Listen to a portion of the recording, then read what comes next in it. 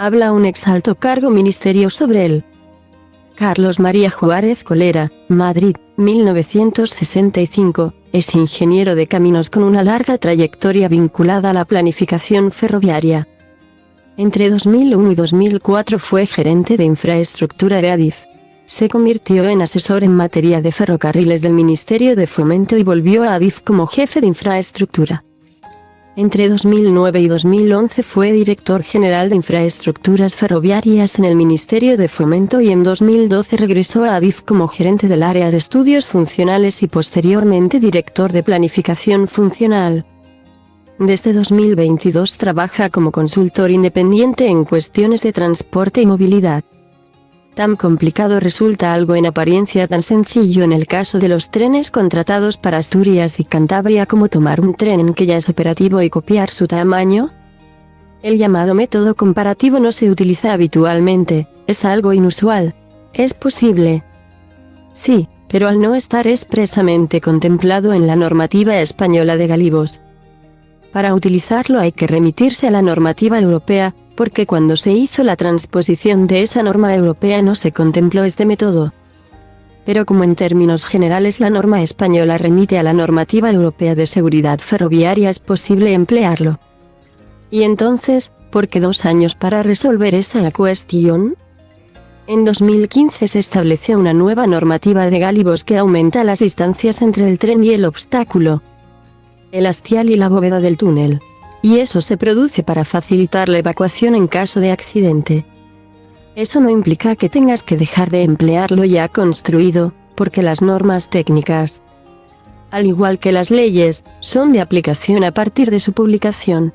En este contexto ocurre la primera vez que se adquieren trenes de ancho métrico bajo la nueva normativa.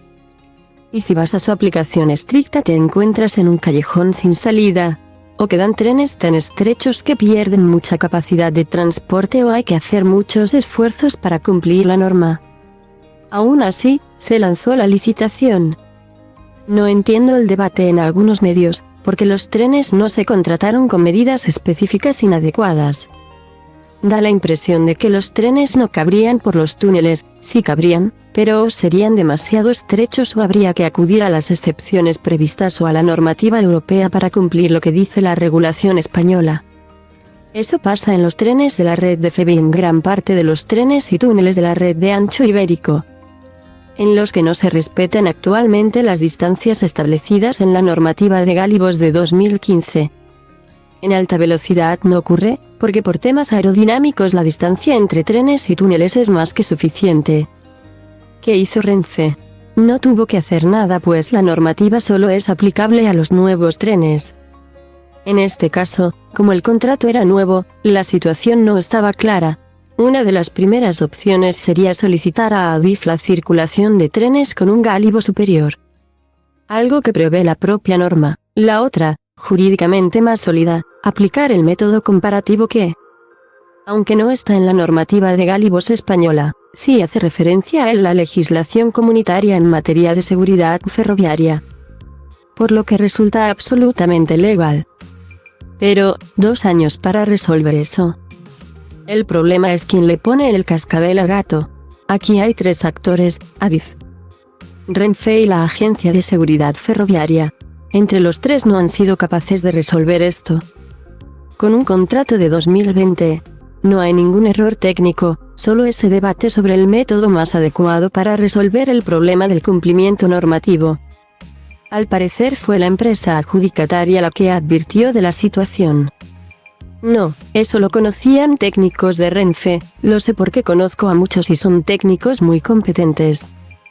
¿Es esto consecuencia de unas medidas más estrictas de seguridad por el accidente de Angrois, en Santiago de Compostela? No diría eso.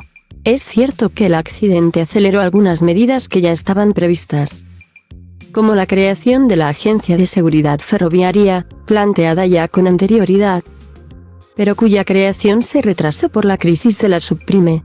La transposición de la normativa europea se habría realizado en 2015 de todos modos, aunque no se hubiese producido ese accidente. ¿Y no habría sido mejor incluir el método comparativo en el contrato desde el inicio? Si se hubiese hecho, habría sido todo más fácil. pero eso necesita una justificación técnica y una autorización que tendría carácter excepcional del contrato. Y firmar algo así siempre es delicado, porque si un día hay un problema en ese túnel, aunque no esté relacionado con los válivos, lo primero será revisar los documentos. Y si un juez ve que ahí había una excepción, lo más lógico es que impute a alguien. Con independencia del resultado judicial, la pena de telediario no la quita nadie. ¿Y cuál es la solución ahora? Supongo que se resolverá el problema con una adaptación de la normativa. Una orden ministerial será suficiente para una normativa de carácter técnico. De lo que estoy seguro es de que, una vez que ha salido la cuestión en los medios, se resolverá rápidamente. Desde su experiencia profesional, ¿cuál es la solución para atajar la tendencia de FEBE, perdiendo competitividad y usuarios? En mis últimos años en Adif fui director de planificación y conozco bien el problema.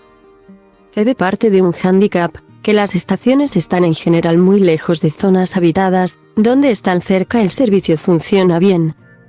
El caso más claro es el del trayecto Santander-Torrelavega, que se puede hacer en FEBE o Renfe y la mayor parte del tráfico lo lleva FEBE. Porque la estación de Renfe está fuera del núcleo urbano, mientras que la de FEBE está en el centro. Para las cercanías, esta proximidad de las estaciones pesa mucho.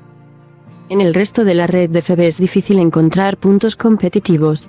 En Asturias tiene mucho uso el trayecto Oviedo-El Berrón, que funciona bastante bien, pero en los otros casos es poco competitiva. Además, estamos haciendo cosas que no ayudan a la centralidad de las estaciones.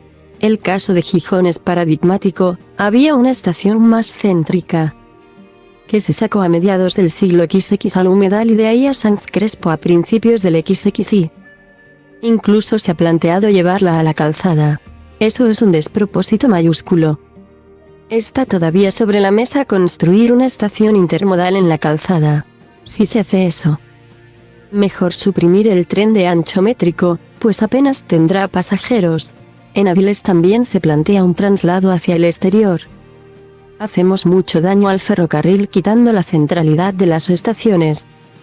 ¿Cree que asumir las competencias de estas líneas sería una solución para Asturias?